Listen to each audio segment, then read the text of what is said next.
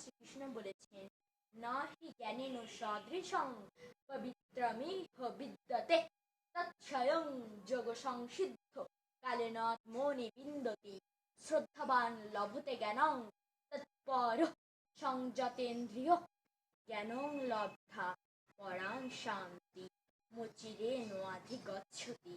সরলার্থ, নিঃসন্দেহে এই জগতে জ্ঞানের মতো পবিত্রকারী আর কিছুই নেই। দীর্ঘকাল প্রযত্ন দ্বারা কর্মযোগে চিত্ত শুদ্ধ হলে সাধক স্বয়ংই নিজের ভিতরে সেই ব্রহ্মজ্ঞান লাভ করেন। জিতেন্দ্রীয়, সাধন পরায়ণ, শ্রদ্ধাবান ব্যক্তি জ্ঞান লাভ করেন। জ্ঞান লাভ করে অচিরেই তিনি ভগবত প্রাপ্তিরূপ পরম শান্তি লাভ করেন। এ নিয়ে ভগবান শ্রীকৃষ্ণ জন্মান্তর ও কর্মফল নিয়েও কিছু শ্লোক বলেছেন।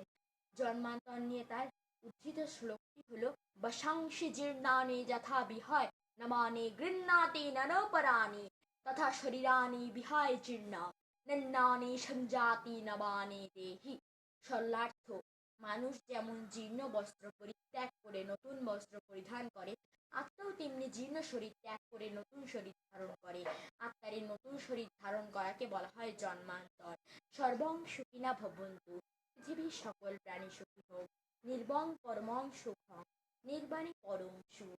ওম শান্তি, ওম শান্তি, ওম শান্তি। দুটো বলি